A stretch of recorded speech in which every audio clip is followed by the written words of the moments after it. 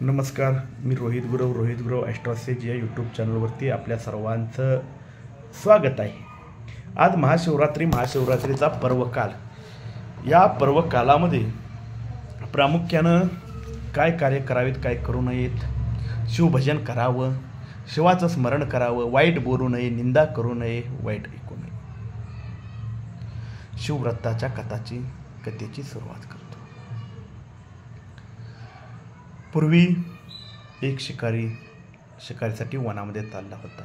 शिकार करून तो आपल्या कुटुंबाचा उदरनिर्वाह चालवत असे. जात असताना वाटेमध्ये त्याला शिवमंदिर आढळलं. त्या ठिकाणी लोक शिवाचं भजन, प्रवचन, कीर्तन करत होते. शिवाचा नाम घेत होते. शिवनामाचा जागर करत होते, गजर करत होते. शिव हर हर हर हर शिव शिव हे शब्द ऐकून त्याने पाहिलं तर त्या ठिकाणी तो म्हणतो, काय लोक आहेत, वेळे आहेत, चांगलं अन्न सोडून या ठिकाणी पाषाणाची पूजा करत आहेत आणि उपवास करत आहेत, असे बोलून तो मस्करीने शिवहरहर बोलून पुढे निघून जातो. वनामध्ये गेल्यानंतर तो शिकारीसाठी एक जागा पाहतो. एका सरोवराच्या काठी एक वृक्ष असतो. त्या वृक्षावरती चढून तो बसतो आणि त्याच्या नजरेच्या डोळ्याच्या आड काही फांद्या, काही पाणी येत असतात. ते उजव्या हाताने तोडून तो खाली टाकत असतो. खालती एक शिवलिंग असते हे त्याला माहीत नसतं आणि शिवहर हर म्हणून तो बेलपत्रे तोडून खाली टाकत असतो, बेलाची पाणी तोडून खाली टाकत असतो. कालांतराने त्या ठिकाणी एक हरिणी पाणी पिण्यासाठी येते. हरिणी आलेले पाहून तो या ठिकाणी आपला बाण ओढणार एवढ्यात ती हरिणी बोलू लागते, हे व्याधा, तू मला मारू नकोस, मी गर्भिणी आहे.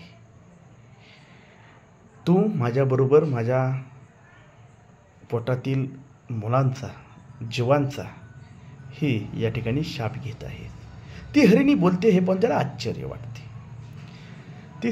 तो विचारतो की तू बोलते कसं काय? तर ती सांगते की ज्या वेळेला समुद्र मंथन झाले त्यामधून 14 रत्ने निघाली. त्यामधील एक रत्न म्हणजे मी रंभा. स्वर्गामध्ये देवांची, मुनींची, ऋषींची सेवा करणं, मनोरंजन करणं हे माझे कार्य होतं. स्वर्गातील सुखामुळे उन्मादित होऊन, अहंकारित होऊन या ठिकाणी मी हिरण्य नावाच्या दैत्यासोबत राहू लागले आणि अमृतपान सोडून मद्यपान करू लागले. शिवनामाचा विसर पडला, भगवंताच्या नामाचा विसर पडला. कालांतराने हिरण्य नावाचा दैत्य जंगलामध्ये शिकारीसाठी गेलेला असताना इकडे याला शिवदर्शनाची आस लागलेली असते. शिवाच्या दर्शनासाठी म्हणून ती कैलासावरती जाते. तिला पाहून शिव क्रोधित होतात आणि तिला शाप देतात की तू आणि तुझे सख्यजण पृथ्वीवरती या ठिकाणी मृग स्वरूपात राहतात. त्यावेळेला ती भगवंताची क्षमा याचना प्रार्थना करते. तिची क्षमा याचना प्रार्थना पाहून भगवान या ठिकाणी तिला म्हणतात की एक तप पूर्ण झाल्यानंतर तुम्हाला या ठिकाणी मोक्ष प्राप्त होईल.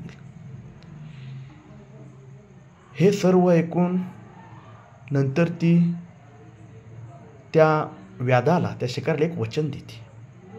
एका गर्भिणीची हत्या म्हणजे ब्राह्मण हत्या, 100 ब्राह्मणांची हत्या म्हणजे गोहत्या, आणि स्त्रियांची हत्या, 100 स्त्रियांची हत्या म्हणजे गुरुहत्या. ही सर्व पापे माझ्या माती, जर मी माघारी नाही आले तर ही सर्व पापे माझ्या माती बसवत. हे ऐकून ती हरिणी निघून जाते.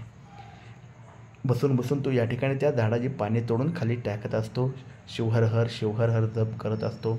ती पाने प्रामुख्याने या ठिकाणी पिंडीवरती पडत असतात आणि वाचेतून, मुखातून या ठिकाणी त्याच्याकडून शिवनामाचा जप होत असतो, गजर होत असतो, उपवास घडत असतो.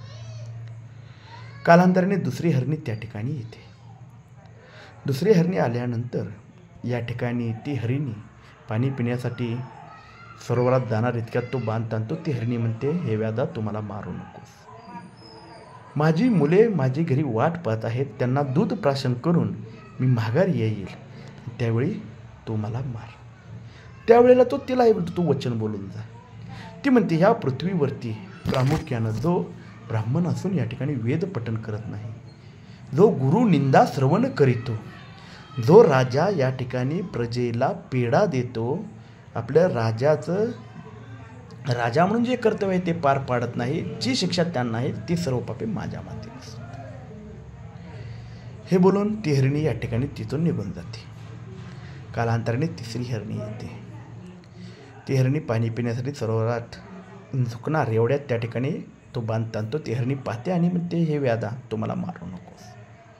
मी माझ्या पतीला भेटण्यासाठी आतुर झालेले आहे. मी माझ्या पतीची भेट घेऊन माघारी येईल. तोही तिला बोलतो, तू वचन बोलून जा. या ठिकाणी ती वचन बोलते की जी स्त्री आपला पती कुरूप आहे, आपला पती कुरूप आहे म्हणून आपल्या पतीला हिणवत असते. ज्या स्त्रिया आपल्या पतीशी व्यभिचार करतात त्यांना जी शिक्षा आहे ती सर्व शिक्षा माझ्या माथी बस, असे म्हणून ती तिथून निघून जाते.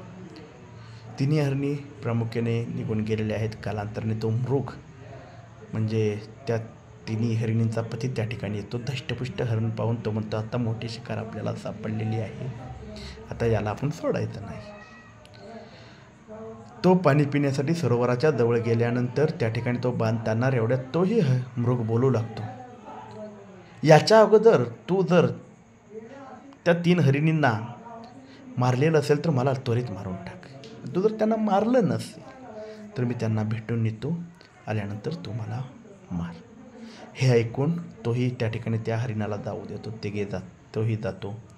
झाल्यानंतर ती गर्भिणी हरिणी असते, ती प्रसूत होऊन माघारी येते. दुसरी हरणी या ठिकाणी आपल्या पिलांना दूध प्राशन करून पिलांसोबत या ठिकाणी माघारी येते. तिसरी हरणी या ठिकाणी पतीची भेट घेऊनच या ठिकाणी माघारी आलेलीच असते.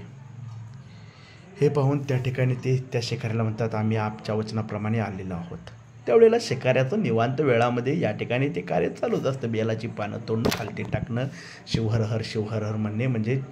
आणि ह्यामध्ये प्रामुख्यानं पूर्ण रात्रीचा